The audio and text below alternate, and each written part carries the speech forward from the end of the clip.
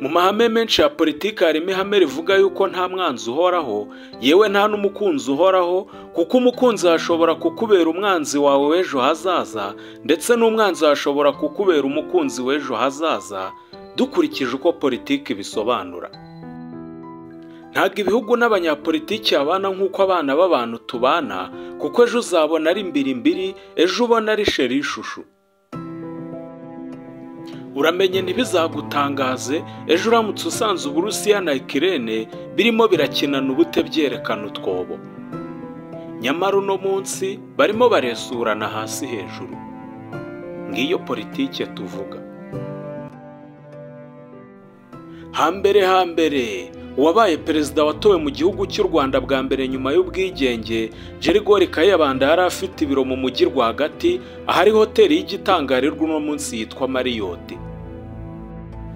Indani muri perezidansi harabereye umutware yegereje umugabo wari ukiri mutoya Juvenal Habyarimana wari ufite inyota yo kugera kuri byinshi, amubyara muri batisimu, anagira no ku rwego rwo kumwicaza ku ntebe yifuzwa na buri wese, amugira minisitiri w'ingabo mu gihugu cyose.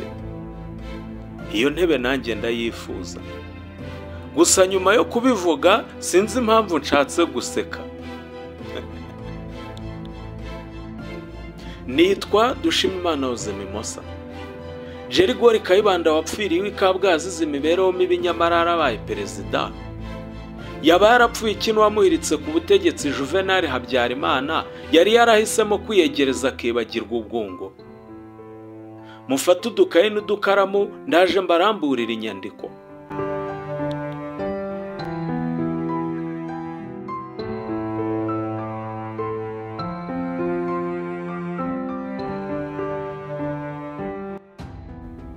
Imyaka 52 irashize mu Rwanda habaye hirikwa ry'ubutegetsi, ari naryo ryabayeho rukumbi kuva rwakitwa Repubulika mu 1962.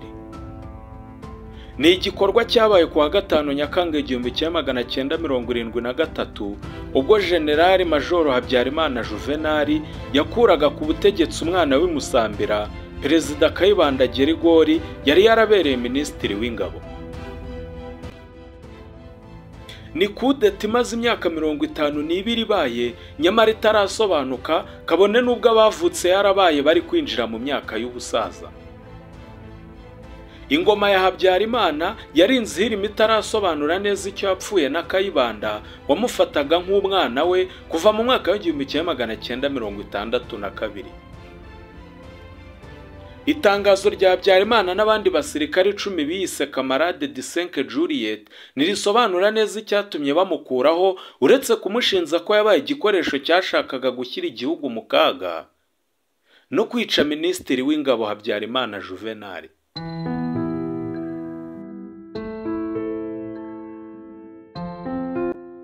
Kuwa mbere Kanama 1973 Habyarimana yabwiye abaturage ko bakwiriye gushima Rurema kuba gihumeka, ngo kuko ibyegera bya Kayibanda byari bigiye kumuhitana.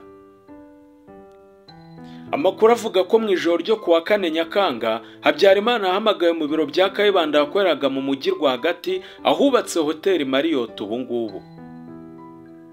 Ngo icyo gihe imodoka ye yarashwe itarahagera, bikozwe n'abantu bashakaga kumuhitana, ari nacyo cyatumye ahita yifatanya n'abandi basirikare bakarara bahiritse Kayibanda.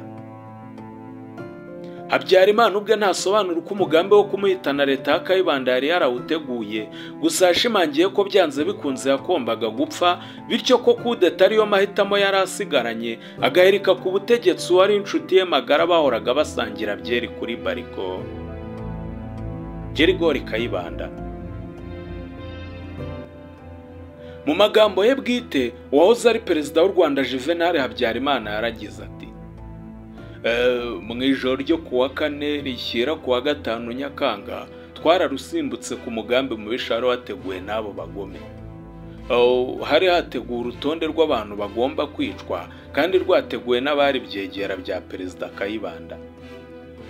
Ni ukuri n'Imana yakinze ukuboko ngo njye ubavugisha uyu munsi mbashe kurokoka umugambi mubisha wari wateguwe muri icyo gitondo cyo kuwa 5 Nyakanga. Ni njye wagombaga gupfa mbere nkakurikirwa n'abandi benshi. Rero twafashe umwanzuro wo kuburizamo uwo mugambi wo kumena amaraso y'abana b'u Rwanda. Juvenal Habyarimana niwe wavugaga ayo magambo. Hashize imyaka 3 afashe ubutegetsi, kuwa 5 Nyakanga 1976 Habyarimana yongeye kuvuga ko Kayibanda yazize ubusambo bw'ibyegera bye. Kugira ngo mubyumve neza biruseho, munyemerere dusubire inyuma gutya. Abo twatangiranye mwakurikiye neza, muribuka yuko nabwiye ko Gerigori Kayibanda yakomokaga muri Musambira mu karere ka Kamonyi no munsi, ariko akagira urugo muri Kabgayi haherereye mu karere ka Muhanga. Iyo uvuye mu mujyi wa Kigali mu karere ka Nyarugenge ukarenga Nyabarongo, uhita ugera mu karere ka Kamonyi, wakomeza ukarenga akarere ka Kamonyi ugafata ka Muhanga. Birumvikana ko Gerigori Kayibanda yavukaga mu karere ka Kamonyi, agakorera mu mujyi rwagati muri Kigali muri Nyarugenge, ubundi akitahira i Muhanga nk'ahantu hari hagezweho icyo gihe. Ubundi akarere ka Kamonyi n'akarere ka Muhanga biherereye mu ntara y'Amajyepfo, ariko niho hafite ubutaka bumwe na bumwe bwaho wajyaga wumva bitaga Gitarama. Juvenal Habyarimana rero we siko byari bimeze, kuko yakomokaga muri Gisenyi, ahari akarere ka Rubavu no munsi, hariya hirya hegereye na cya gihugu cy'abaturanyi cya Repubulika Iharanira Demokarasi ya Kongo.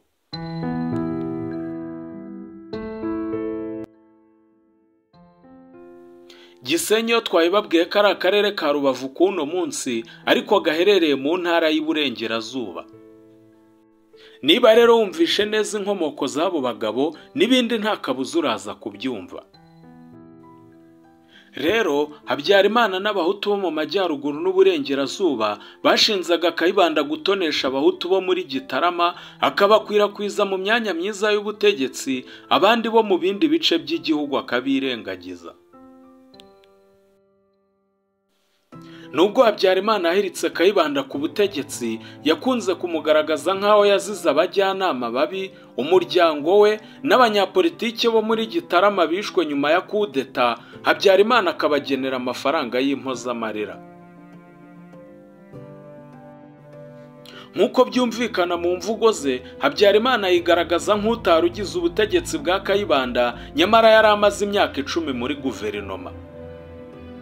Binavugwa ko ubugizi bwa nabi bwakorewe Abatutsi, igisirikare cyagize uruhare mu kubukongeza kugira ngo cyerekane intege nke za Kayibanda, wari usanzwe azwiho kwanga urunuka Abatutsi. Habyarimana kandi yavuze ko Kayibanda yari azengurutswe n'ibisambo, ari nabyo byanamuvangiye. Mu magambo ye bwite, Perezida Juvenal Habyarimana yaragize ati: twamaganye iyo politiki yo kwigizaho bamwe yatangijwe n'ibisambo byari bikikije umukuru w'igihugu, byitwaje ko ananiwe. Twaravuze tuti oya kwironda akarere, aho akarere kamwe gashaka guha kutundi. Icyene wabo cyari cyarazonze inzego zacu zose. Twanza ko karengane rwose kandi turakanze pe. Gusa nanone mu mizo ya mbere Habyarimana amaze gufata ubutegetsi, yagiye agerageza kwirinda kuvuga kuri Kayibanda n'icyo bapfuye, agashaka kubihirikira ku bakoranaga nawe. Bwa mbere, tariki ya mbere Kanama 1973, nibwo Juvenal Habyarimana yashyize guverinoma ya mbere mu gihugu, hashize iminsi 25 afashe ubutegetsi ku ngufu. Ni nawo munsi kandi Habyarimana yavuze byeruye ku cyo bapfuye na Kayibanda, kuko mbere yajyaga byihunza. Ku rundi ruhande, umwaka w'1973 Kayibanda yahirikiweho, watangiye mu gihugu hari ibibazo byinshi cyane cyane ivanguramoko ryari ryaratangiye gufata indi ntera. Mu mashuri no mu mirimo, Abatutsi bari kwicwa, ahandi birukanwa umusubirizo bazi ko ari Abatutsi. hari abapfuye, abarokotse bahunga igihugu, ndetse ibinyamakuru mpuzamahanga bitangaza inkuru zigaragaza ko mu gihugu hari gutegurwa jenoside. Ni umwaka kandi wagombaga kubamo amatora ya perezida, aho Kayibanda yagombaga kurekura ubutegetsi nyuma ya manda ebyiri nk'uko itegeko nshinga ryabivugaga. Icyakora Kayibanda nawe ntiyashakaga kurekura ubutegetsi, ndetse yahiritswe uwo munsi hateguwe inteko rusange y'ishyaka MDR Parmehutu yagombaga kumutanga nk'umukandida ku yindi manda. Kayibanda yakatiwe urwo gupfa mu 1974 gusa aza kubabarirwa ahabwa igifungo cya burundu. Yapfuye aguye mu rugo i Kabgayi muri Muhanga kwa 15 Ukuboza 1976 azize ubuzima bubi, ariko hakaba hari inkuru zinavuga yuko yishwe n'ubutegetsi bwa Habyarimana Juvenal. Muri Mutarama 1979 ubwo Habyarimana yarahiriraga manda ya kabiri, yavuze ko nubwo Kayibanda hari ibyo yakoze nabi yabimubabariye, bityo amuhaye umudari wari uzwi nka Ordre National de Mille Collines. Gusa Perezida Juvenal Habyarimana nawe amaherezo ye yabaye mabi nk'uko duteganya kubibabwira mu mateka ye mu bihe biri imbere. Kuva nyuma y'impinduramatwara yatanze ubwigenge u Rwanda rugahinduka repubulika mu 1962, u Rwanda rumaze kuyoborwa n'abaperezida batanu. Ku ikubitiro u Rwanda rugenduka repubulika rwayobowe na Gerigori Kayibanda guhera mu 1962 ageza mu 1973, ubwo yasimburwaga na Perezida Juvenal Habyarimana wari uyoboye guhera mu 1973 akageza mu 1994, ubwo yahanurwaga mu ndege akahaburira ubuzima. Perezida Habyarimana yaje gukurikirwa na Sindikubwabo Theodore wari uyoboye amezi make y'1994, nyuma ya jenoside aza gusimburwa na Pasiteri Bizimungu nawe wari uyoboye guhera mu 1994 ageza mu mwaka w'2000. Guhera mu mwaka w'2000 kugeza n'uno munsi ruyobowe na His Excellency Paul Kagame. Guhera ku butegetsi bwa Gerigori Kayibanda kugeza ku bwa Theodore Sindikubwabo, u Rwanda rwagiye rurangwa n'ivanguramoko, byanatanze umusaruro mubi wa jenoside yakorewe abatutsi mu 1994. Gusa nyuma ya jenoside u Rwanda rumaze kugera ahatangarirwa na buri wese. Nitwa Dushimimana Jose Mimosa. Ibyo Kayibanda yaba yarapfuye na Habyarimana reka tubicumbikira ahangaha. Turabashimiye ko mwaduteze amatwi mukaduha umwanya wanyu, ubundi tubonana ubutaha. Nyagasani abahezagire.